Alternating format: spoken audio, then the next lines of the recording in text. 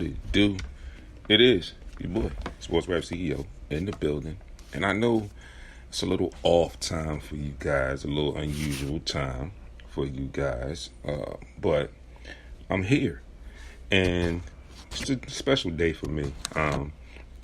Today, a little personal, but I still, like I said in my post, felt like I had to fulfill my obligation because you guys show me so much support. And I couldn't just leave you hanging in the dust, not knowing what was going on or not having a show or anything. So I wanted to make sure that I got in here so you guys could see what was going on today and talk to me today. As always, Coach Rich, thank you as always for tuning in. Blessings to you, and thank you always for the support. So you know what it is. I'll just get it right on out today. Special day today for me. This show today is dedicated to one of my parents, who I lost a couple years ago. So happy heavenly birthday to you, Mom, Juanita Gaines. Happy and blessed anniversary to you. Hey, my guy there, Ty. Good morning to you, good brother. Good morning. Folks, y'all know where I am. Like I said, I know y'all saw the post, and then I gave y'all a little quick live video because I know sometimes people, their attention gets grabbed more to something like a live video or just a video in general as opposed to the post, because a lot of people just don't read stuff all the time. So I gave y'all a little bit of both for the people that couldn't have to get some reading in, and for the people that were not able to get anything in. So we definitely are going to make sure that we get that in for you guys and have a good time with it today. And like I said, I'm a little early today because I want to take some time out to celebrate my mom later, and I didn't want to be in the mix of that and have to cut that short to come here. So I had some time this morning, so I just switched my time for the day, but we'll go back to my regular time. Like I said, not next week, because next week is the holiday. Following week, which would be September the 9th, I believe, we'll be back to our regular time, our 4 p.m. time slot. So you know where I am. Instagram at SportsRap CEO. I'm live right there. Also, Heat100radio.com. All right, if you get over to Instagram, you get in my bio, you can get the link to tune in. You can also just download the mobile app. It is available on iOS for Apple and Android. All right, Google Play Store. So download the app. Make sure you can get tuned into what's going on with me and everything Sports Rap here. So I got some Sunday scores for you, some Major League Baseball scores, a couple NFL preseason games, and a couple WNBA games. And then we're going to get into some stuff here. All right. Got some things I want to talk to you about. And I didn't really precisely script today's show. So I'm kind of freestyling a little bit, but you're going to get some good content with a couple of things that I brought to the table, that I plan on bringing to the table as well. You'll have it. You'll enjoy it. So just sit tight, ride with me. So Major League Baseball scores from yesterday. The Nationals and the Braves. The Braves fall 5-1. The Diamondbacks get by the Red Sox 7-5. The Yankees beat the Rockies 10-3. The Pirates get by the Reds 4-3. The Angels fall to the Blue Jays 8-2. The Rangers and the Guardians. The Guardians take that game. What did the Guardians take that game? The Guardians take that 4-2 as well. The Cubs and the Marlins. The Marlins take that game 7-2. White Sox fall to the Tigers 9-4. The Phillies get up on the Royals 11-3. Cardinals get over the Twins 3-2. The Brewers fall to the A's 4-3. The Giants also fall to the Mariners by the same score, 4-3. The Dodgers get by the Rays 3-1 in LA. The Mets and the Padres in San Diego. The Padres at home, they take that 3-2. And the Astros on the road, down 95 in B-More, get by the Orioles in Oriole Park 6-3. In the WNBA yesterday, the Aces in the Sky, in a close one, the Sky falls 77-75. And the Sparks also in another close one. Sparks and the Wings take that 113-110. NFL preseason football yesterday. Titans and the Saints in a field goal separating game. The Titans take that over the Saints 30-27.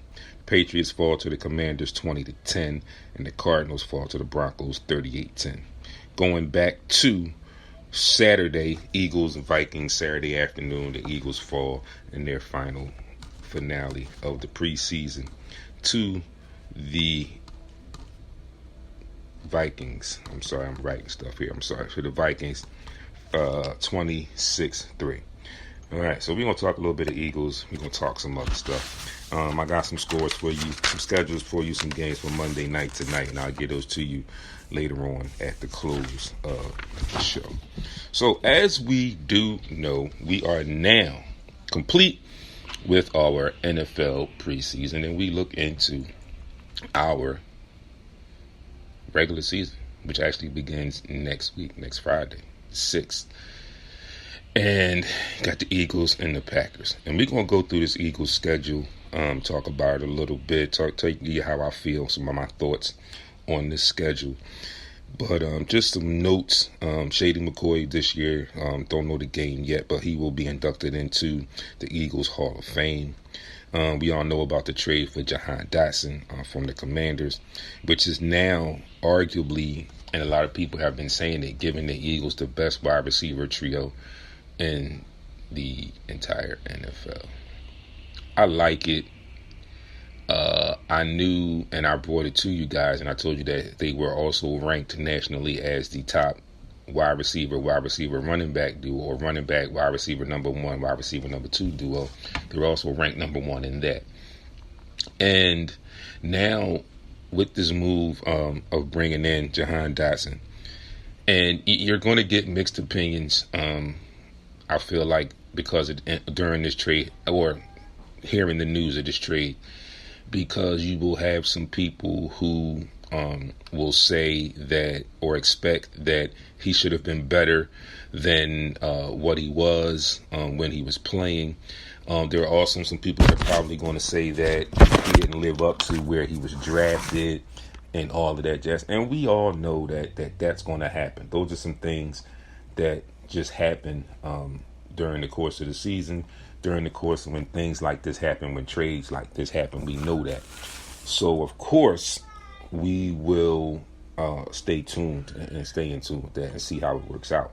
For me personally, I honestly believe that this move is going to be a good move for the Eagles. Now you have solidified your wide receiver number 3. Although it has come at the end of training camp, whatever, but you have done so. So now you can rest, and you know who your 1, 2, and 3 are there. You know who your running back number 1, and you know Kenneth Gainwell is number 2, definitely. Hurts, number 1 quarterback. Still haven't heard a definite decision on number 2 as of yet, but there was a short stretch between the last 2 preseason games where Tanner McKee was a little slightly outplaying Kenny Pickett. So we'll see what happens there. But you now have a wide receiver number 3. It looks like Isaiah Rodgers will be the starting corner opposite Darius Slay when the season opens. The safeties, we know CJ, GJ. I don't know who else is going to be there. I mean, for me, I would, if I'm the Eagles, I would go with Reed Blankenship. And I think the Eagles' defense is going to be better. I think the linebacking core is going to be better. I think overall, one of the biggest things I feel like is going to make this team better, as far as on the defensive side of the ball, is the coaching. We all know what happened with both coordinators last year. But we also saw how much of a mess the defense became. Because if you pay attention to me when I talk football and I talk to Eagles and I talk about them all the time, I always say, and I have always said, and it has been proven more times than not, defense usually keeps them in games. And it's been going on for years now. I've said it a number of times. The defense has kept them in a lot of games. Defense has won quite a few games for them. So last year, we know what happened. We saw what happened.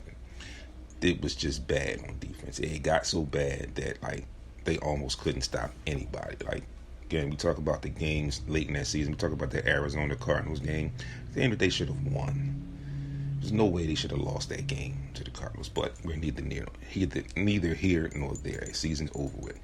But also, what I want people to think about looking at this season and going into this season, and remembering last season, a lot of people put last season in a position or in a way as a horrible season. I didn't see it that way as far as the horrible season.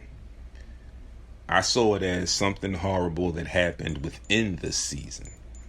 Because when you think about it, although we know how bad it got as we watched it, so we know what we saw. But when we think about it and we somewhat play devil's advocate and we talk about the numbers, they still won 10 games. They still had a winning record. Although it got very bad, I'm not going to run away from the fact it got very bad. We saw how bad and ugly it looked down the stretch. They still made the playoffs. They still won 10 games. Although, again, nothing happened. But, and by the time they got to the playoffs, we knew pretty much what was going to happen. But again, getting back to the defense, I feel like now with the coaching staff and Vic Fangio and his coaching staff, I feel like there's going to be a mean streak that has not been there with this defense for a little bit. I think there's going to be a more physical nature with this defense that was not there last year. Most recently, it hasn't been there in a few years, but most recently we can talk about last year. It wasn't there. So I just mentioned to you, Isaiah Rodgers is appearing to become the front runner or becoming the starter opposite Darius Slay. We all know what happened with James Bradbury. He had been moved to safety during camp, yada, yada, yada. So, in my opinion, like I just mentioned to you all, if I'm looking at my safety position, I'm going with Gardner-Johnson and I'm going with Blankenship. So, some might say, well, what does that mean for James Bradbury? It's a great question. I think the rookie Quinyon Mitchell is winning the job at the slot. So you can also now add in to that fray, what does that mean for Avonte Maddox? I don't know definitely what's going to happen. I'm just giving you reports as I've been getting them and giving you the news that I've been receiving. So for those two veterans, I think Avonte Maddox will be okay. The bigger question will be, what will they do with James Bradbury? Because of the fact that Quinyon Mitchell can play multiple positions. He can play on the outside and he can play on the inside. I don't feel like they want to put Avonte Maddox on the outside at that corner position unless it absolutely had to be necessary. So I think they like the versatility of Quinyon Mitchell there at that slot. And again, like I said, Isaiah Rodgers may feel like he has something to prove after being out of football and coming back now. And like I said, it appears that he will be the starter at that corner opposite Darius Slay. So, I mean, we've got some things to look forward to. Definitely have some things to look forward to. So, before I get into the Eagles' schedule, my guys that are with me, Todd, my homie, with me, Jay Blake, you guys are both with me this morning. Coach Rich, I don't know if you're still tuned in or not, or anybody else that is tuned in that just hasn't waved at me or acknowledged the fact they're just tuning in. Glad you tuned in. I appreciate it. I want to talk about the new kickoff rules and the new onside kick rules for just a brief second. I mentioned these a few weeks back, very briefly, but I didn't really go into a lot of depth with it. And I think this is a good time to bring it back to the table, bring it back to the forefront, and talk about it a little bit, since the season is a week and a half, about a week away, 2 weeks away, about a week and a half away, a week away, whatever. It's very right around the corner, rather. Right, season's right around the corner, and we've had a full preseason with this new kickoff. Let's start there with the new kickoff. So we've all seen the new kickoff rules, right? The kicker is at the 35 by himself. At, I think, about the 40, the kicking team has the other 10 members across that line. For the receiving team, they have to have 9 there because they can have two players back to receive the kickoff. There is a landing zone in this. So the way things go, the kicker's out there by himself. The kicker kicks the ball. The players that are lined up around that 40, they can't move until the ball hits the ground or until it makes contact with a player receiving the kick. So I think their thought process is to improve the kickoff process. There is kickoff yardage, as we had seen in the past couple seasons where they moved the kickoff up, and kickers have strong legs and they've been kicking them through the end zone, and there has not been much in the special teams game as far as returns on kickoffs. So I think they're trying to change that, which I don't think is really all that great, but I don't understand what they mean by that. Yeah, penalty if they move, it's a great question. They didn't really go into detail about the penalty. And just keep in mind, too, that this is a trial run. So if it doesn't work out, they probably will scrap it for next season. So, yeah, that's a great question, Todd. I don't know. I'm going to have to look that up and find out what the penalty is, if the penalty is. It's probably just an offsides, and it was that like 5 or 10 yards. But it's hard to figure out how they would do that, because the only person I think that would move would be the kicker. And if that happens, then you definitely have the kicker kicking the ball out of the end through the end zone.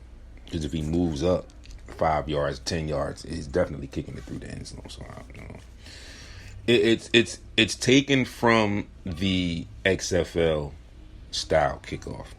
Now, in the XFL, rules are different. That game is more about the excitement, more about the flash and dash. So it fits there. I don't know how it's going to work out very well in the NFL, especially during the regular season. It's going to look weird again all season long. A lot of people are probably never going to catch on to how it works. And then there are going to be some that are just going to keep saying throughout the season until they get rid of it, why? Why change it now, and why change it to this? On the other side, remember we used to have onside kicks. And we know onside kicks could be at any given time. I mean, I remember I talked about this when I talked about the rules before. That at one time, I remember Andy Reid here, he opened the game with an onside kick. Just to throw his opponent off kilt, throw him off guard. So now, for onside kicks have to be announced. Are you with me? They have to be announced. Okay. They can only be in the fourth quarter, and it can only be from the team that is losing. And the team must like I said, it has to be announced. So they must let the officiating crew know that they are attempting an onside kick. I don't know the reason behind that change, where you say you have to announce it now. You kind of don't have to announce it, because when you line up, everybody knows what you're kicking. You're kicking the onside kick. You'll either see a shift, or you'll see heavy on one side of the line where the kickoff team is. Yeah, the violent collisions, but this ball still has to go 10 yards. So now you give the receiving team, in a small way, another slight advantage, because like they said, they can see it if you line up that way. But now that you have to announce it, so now they know. So now they're going to attack the ball even more, because they can go and get it before 10 yards. It's the kicking team that has to wait to 10 yards before they can do anything. So now that you have to announce it, they know, again, instead of just adjusting once you get on the field and moving your hands team, or assuming you put your hands team out there like that, and because of the situation of the game, now it has to be announced. So they have to be definitely, it'll be different. Okay, well, hasn't been much violent. I see your point, but it hasn't been much violent collisions on the kickoff because a lot of stuff been going through the end zone. There used to be a time when there were extremely violent collisions during kickoffs. But of course, with all the things going on now with the health and safety, with the CCT and all that other kind of stuff that's going on, they're making precautions, of course, to make the game a lot safer. But yeah, I don't know how the violent collisions will do. Yeah, we all miss those days. Those were the fun days. Like, those were the days when you really knew that some football was being played. So I hope we can get to, within the limitations that there are now, I hope the Eagles can get to some of that with Vic Fangio as the coordinator. A couple other tidbits I missed to tell you. Cleveland Browns running back Nick Chubb is out at least the first 4 games. And in Major League Baseball, Chicago White Sox are the second fastest team in the modern era to lose 100 games. It's crazy. Fired their coach a little while ago because they had on a losing streak. That was crazy. But getting back to this, these kickoff things. So like I said, now the receiving team, again, will be a lot more aggressive because they'll know, they have to announce it, so they'll know that it's an onside kick coming before just seeing it. They'll definitely send their hands teams out. Like I said, they'll be more aggressive because only the kicking team has to wait till the ball goes 10 yards before they can attempt to touch it or anything. The receiving team can go ahead and go on and attack the ball. So they can just watch the kick, and depending on how the ball is kicked, they can just go and attack the ball and receive the onside kick and have great field position. And then that's also sucks for the team that is losing because you give up field position to a team that's beating you who could possibly score more points. So that was one thing I never really got fully about the onside kick. Like, it always struck me as, like, why would you do it? Like, I got the understanding, like Andy Reid in the beginning of the game, it's a blank slate. You try to catch your team, try to catch your opponent off guard. Okay, I can give you that. But, like, when you get into a game, and unless it's like a field goal or it's like a really, really close game, you run that risk of giving up, like I just said, that great field position. And then that team could go down and possibly score again and put the game out of reach, depending on the time frame and where you are in the game and when you decide to choose that onside kick. So, it could happen. Stranger things have happened. We all have known that. So, we all know schedules are out, and we all know what the Eagles look like. We all know what we are expecting from our Eagles. We saw the moves that were made in the offseason, the signing, solidifying our wide receiver core, the move to bring in Saquon Barkley. You brought in some pieces on that defensive side of the ball that can really help. You had some really good, solid draft picks. Arguably the 2 best at that position that you drafted in that defensive backfield. You had some free agent moves that were very good. And now, and before I forget, you have coaches who are legit NFL coaches, solidified in the NFL, which is definitely going to help on both sides of the ball. And now you have the regular season. Although we did not see any of our offensive starters in the regular season, I would have liked to have seen them against the Vikings for maybe a series or 2 just to get some continuity, some cohesion, because they are going to Brazil to play the opening season game in Brazil. So hopefully the practices and training camp has these guys all on the same page. I'm just a little concerned about how quickly Mr. Dotson can pick up things and get acclimated to the playbook and get utilized in that system to make it even more of a dangerous offense. So, starting off week 1, looking at this Eagles schedule, week 1. Packers and Brazil. Although the Packers have improved slightly, they made an improvement last year. I still think the quarterback is somewhat young, and I mean young. I don't mean years in the league. I just mean young as being full-time starter. I think this is a winnable game for the Eagles, so I like the Eagles to win that game there. Week 2, home game, Monday Night Football against the Falcons. Falcons aren't much there. I like the Eagles to win that game at home.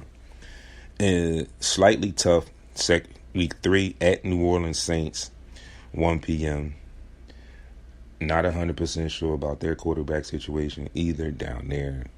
Saw what they were last year. I think the Eagles can win that game. I think the Eagles are going to start out 4-0. This week 4, you got the Bucks. I think there's going to be a little chip on the shoulder there, little redemption game here. I think the Eagles go open the season 4-0. Then we have a bye week in week 5. Now, a lot of people have been talking Cleveland Browns and how good they're really going to be this year. I just mentioned to you for the first 4 games, Nick Chubb is going to be out. They get to the Eagles in week 6, so that could possibly be his first or second week back. I think the Eagles will be in a rhythm there. I think they'll be rested from the Brazil trip and then those first 3 games. I think the Eagles hold on and win this game, and I think it's going to be a tight one at home. But I think it's going to be a tight one. I think they win this game. The Giants, not really worried about the Giants up there. I think they win that game there. I think they lose this game to the Bengals and at week 8. And I say that because it's on the road after the Giants. And I feel like the Giants always play the Eagles tough. And a lot of times, more times than not, the Eagles play down to the Giants. And I think that's going to have a little carryover. And somehow, some way, I think in a close one, they lose to the Bengals. Then they come back home in week 9 on Sunday Night Football and they show out. I think they beat the Jaguars. First game at the Cowboys. Now, then they have the Cowboys on December 29th at home. So I think this is going to flip-flop this year. I don't know. I think they win this game in Dallas. Because hopefully, as I go through the rest of the schedule, and I'm looking, hopefully the Commanders late in the season and that Cowboys game late in the season won't really mean much. The Commanders, I think they win that game in week 11. They fly out to LA to play the Rams. I think they win there. Tough one here. I'm going to call this one a loss to the Ravens. I think a win against the Panthers, a win against the Steelers, another win against the Commanders, and then we've got the Cowboys and the Giants to close out the season. So don't quote me on this. I'm looking at just 2 losses, and I'm just going through it, looking at it on paper and going by what I remember from these teams from last year and what I expect the Eagles to be this year. Again, hopefully they'll win these Cowboys and Giants games at the end of the season. They're actually closing out the season. Hopefully they'll be in a position that those games won't mean much at all for them. And I think they'll split them. So I think they'll lose the Cowboys games and then close out with a win with the Giants. So I think I'm kind of losing 3 games. So that's what? 1, 2, 3, 4, 5, 6, 7, 8, 9, 10, 11, 12, 13, 14. 14 and 3 is where I'm at right now. And, things can happen. All that can change. But I'm going to stick with that. I'm going to ride with that for right now.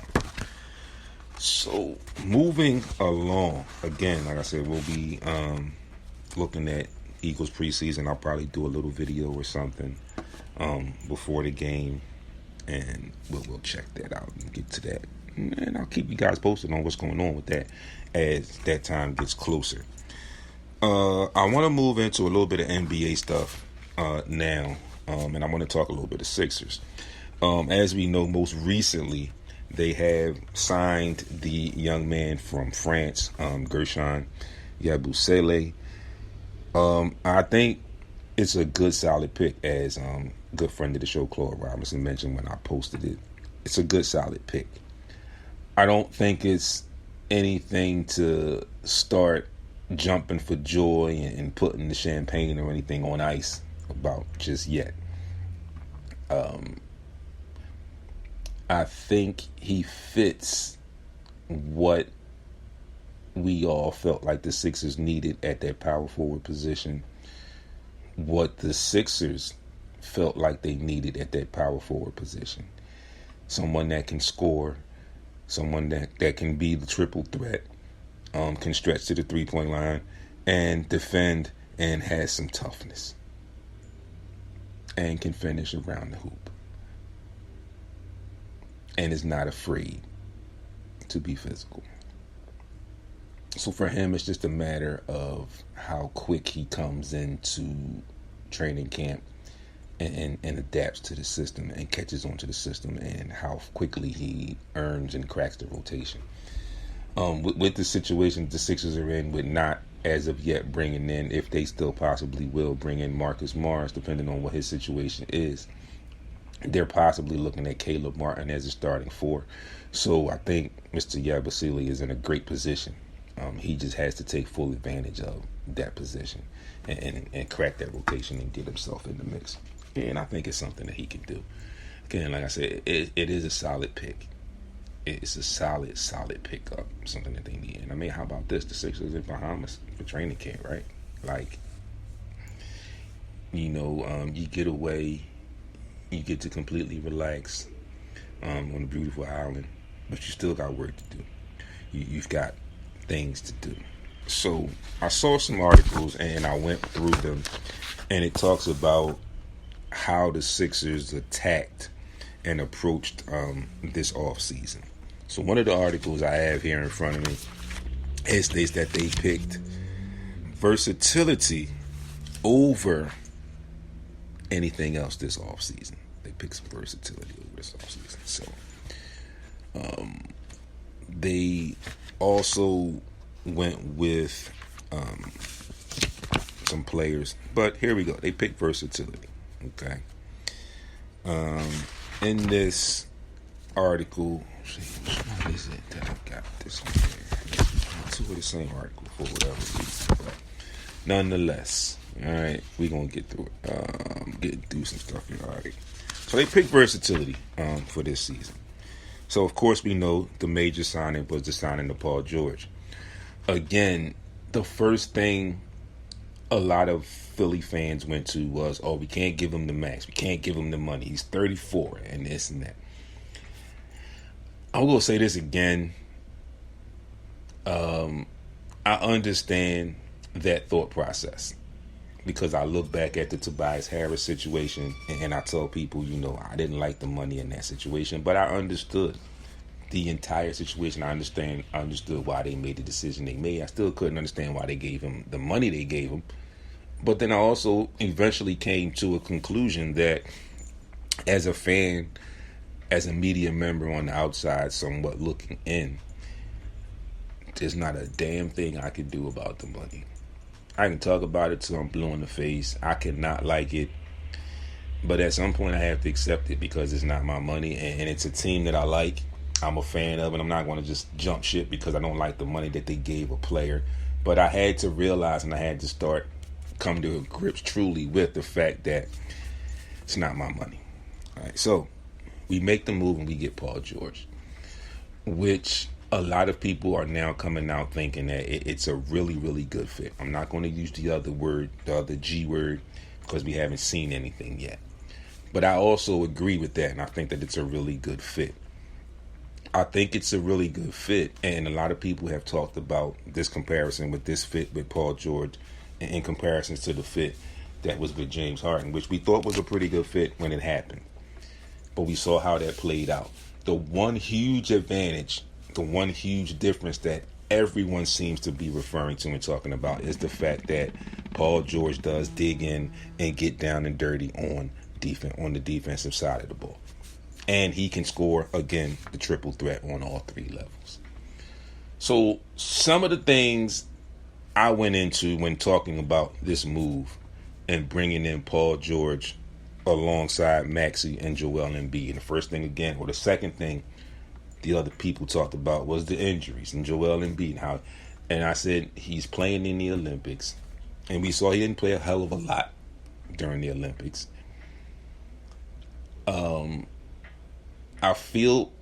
I felt like him playing in the Olympics would bring him into camp in a lot better shape than he has been coming into camp in the past years. 1. 2, I feel like now with the addition of Paul George, I think this will help save Joel Embiid through the season, because now there's not that defining factor of him having to get 30 plus a night. If he gets 30 plus a night, it happens. But it's not like we have to focus on that. We can let Maxey do his thing. We can let Paul George do his thing. Joel can still do his thing. But I have to agree with something I saw on Gilbert Arenas' podcast. And I saw him and Kenyon Martin. And Rashad McCants was on there, and the other host was there. And they were kind of going back and forth. And there was a little bit of a disagreement, but I understood. So if I had to tell you I picked a side, or I went with a side, I went with the side of Gilbert Arenas and Kenyon Martin, when all they basically said was that Joel Embiid now has to move faster because of the dynamics that he has around him now.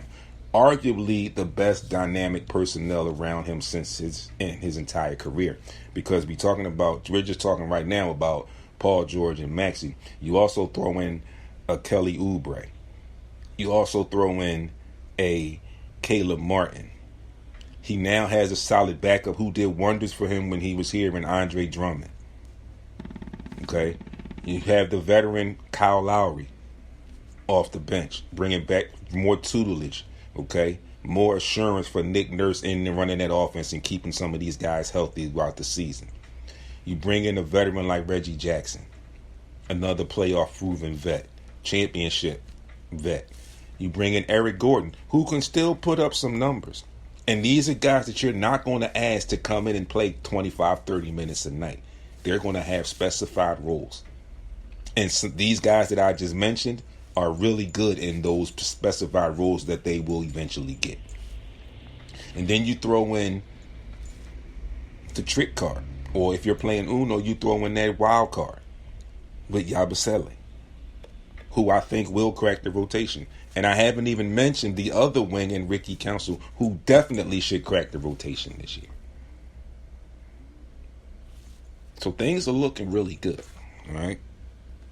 And like I was saying, to Caleb Martin, we know what Caleb Martin can do. We know what he can be. We saw what Kelly Oubre brought for our table last year. And like I said, Yabulise. And then you got the two rookies.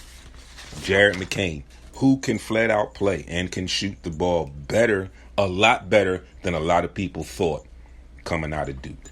I also mentioned, with him coming out of Duke, he's a very, very good cerebral player. So his IQ level is pretty high. And then you have Adam Bona. Athletic. Does not mind playing defense. That's your hustle. That's your upgrade of Paul Reed. And I say this because his chaos is a little bit more organized chaos. Paul George was a lot of times Paul Reed was a lot of times out of control. You couldn't really define a position for him. In a lot of ways, with the things that Adam Bona does on defense, you can arguably play him a little bit at the 4 and the 5. So you got an upgrade there. All right. So it looks good. But a lot of people also still say that their best window is not this coming year. They figure that they'll break through the second round. But they're arguing that their best window will be the next season after this, 25-26, when we know that salary cap will rise. And some of these other teams that were in the mix like now, like the Celtics, the Phoenix Suns, and the Minnesota Timberwolves. Also, they might be joining this and getting into that apron where they won't be able to bring in players, but they'll have to make moves to get rid of players to get below some aprons. So again, the Celtics, Phoenix Suns, Minnesota Timberwolves. Then you throw in the Knicks, the Bucks, and the Heat are also in danger of joining that. Sixers are not now because of the deals and the types of deals that they garnered during this offseason.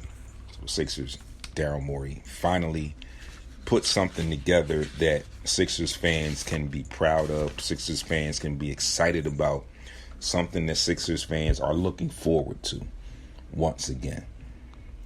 I think it's going to be a good season. So it's like I'm looking at some excitement. It's going to be, I feel like it's going to be a great fall with the excitement like we just talked about with the Sixers, the excitement we talked about and we expect from the Eagles, and what we expect to continue from the Phillies this year.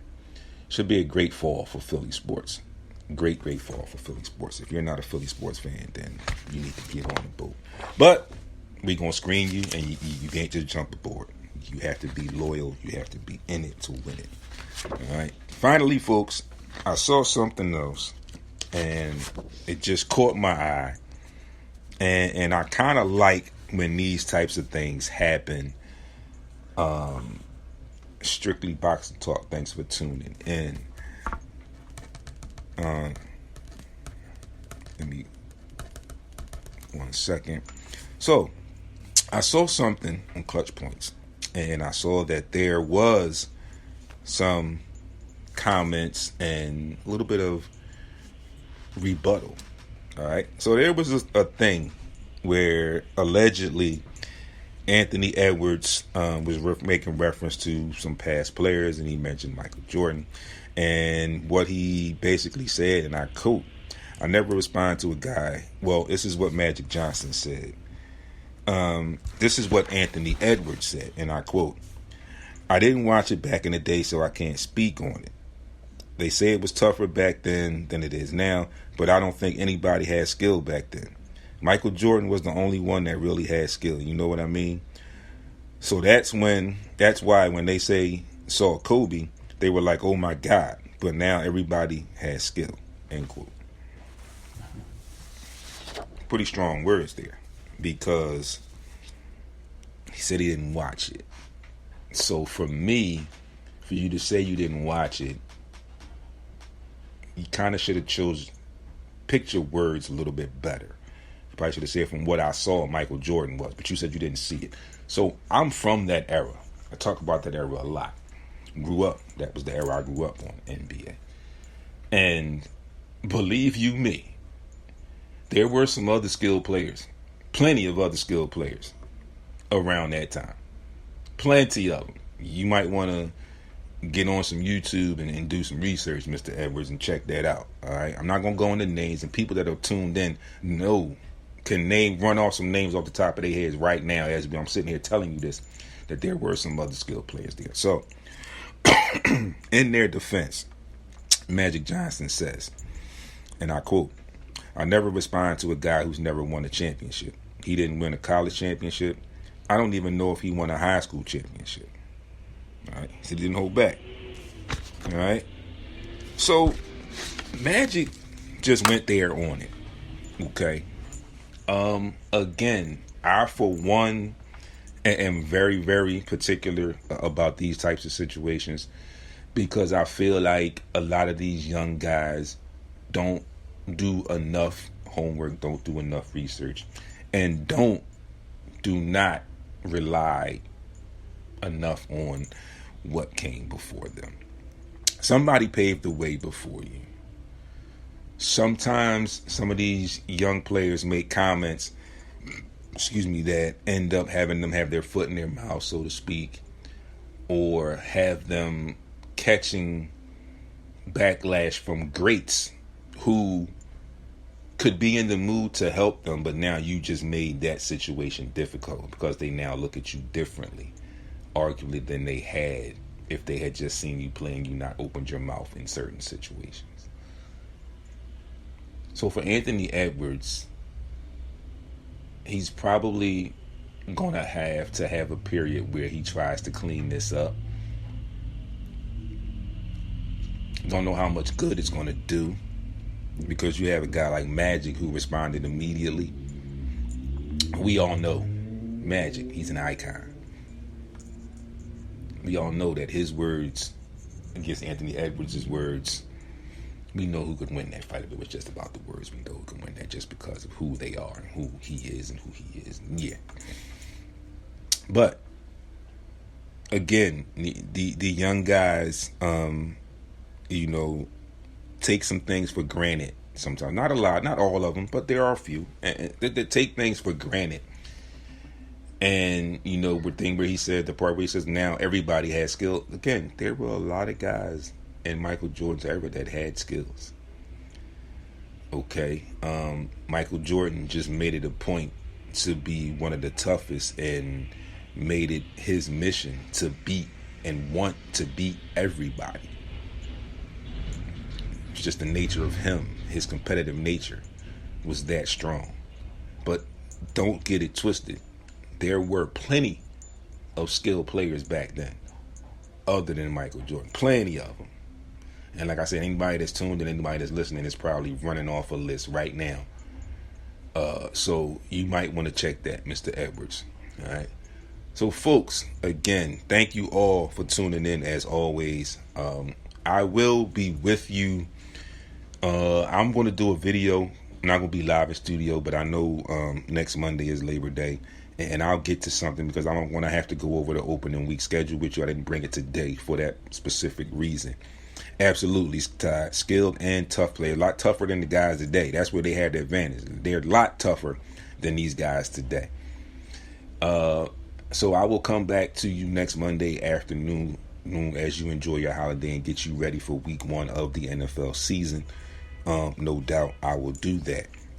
Before I go, today, Major League Baseball this evening, Blue Jays, Red Sox, Royals, Guardians, Astros, Phillies, Cubs, Pirates, Royals, Guardians, Yankees, Nationals, Blue Jays, Red Sox, Braves, Twins, Padres, Cardinals, Tigers, White Sox, Marlins, Rockies, Rays, Mariners. Also today in the WNBA, the Fever and the Dream, the Mystic and the Storm, and the Liberty are at the Mercury. If you did not know, there was a jersey retirement ceremony for Maya Moore over the weekend, and she was gifted a nice sky blue and white leather jacket with a couple pairs of gold Jordans because she was sponsored by Jordan and she played. So shout outs to her for that. Folks, also, if you have not seen, and I know you have, so don't play like you didn't, make sure patreon.com, you check the link. The link is in the bio on Instagram. I have to add it on my TikTok and everywhere else, but get there. Membership $5. Join. You can get exclusive video content. You can get some merch, and I'm still working on the page, so I'll get some merch up there soon. You can get some merch, and you can also get exclusive and inside tracks on how you can get exclusive tickets. How you can get the chance how you can get the exclusive chance to win some tickets to some of the hottest shows. As you know, Heat 100 Radio definitely has line on some of the hottest shows in Philly. Speaking of that, City Winery tomorrow night, Tuesday night, Ed Lover, throwback mixtape, live band. I will be in the building. You can still get some tickets. Like I said, get to that Patreon page. Like I said, get in the link on Instagram. Make sure you get there. Also, make sure you're following on Instagram, TikTok, and Threads. All of that is the same at SportsRap CEO. You know Facebook, I'm not over there a lot, but Facebook, SportsRap Podcast LLC is the group page over there. Make sure you also get to the webpage, sportsrapradio.com. Make sure you also get to the YouTube channel, SportsRap TV. Make sure you like the videos that you like, subscribe to the channel, and hit the bell so you'll be alerted when new content is up. Also, you can get audio on Spreaker, Apple, Google Podcasts, and most Spotify and most of your podcast outlets, including iHeart. And you can download the mobile app Heat 100 Radio. Just get in the link, or just go on the Google Play Store, Apple iOS, Apple Store. Search Heat 100 Radio online. Will pop up. Download it. You can take us with you everywhere you go and be in tune with everything sports rap and everything Heat 100 Radio. Also, folks, stay tuned for the return of Simply Monica and Rock the Barber on the Midday Rush. Is coming. So be on the lookout for that. And make sure you're back here with me. Not Tuesday, because Tuesday's Labor Day, September the 9th. Got some stuff for you, so make sure you stay tuned on social media. Peace. Thank y'all coming out. Enjoy the rest of your Monday. Talk to y'all soon. Peace.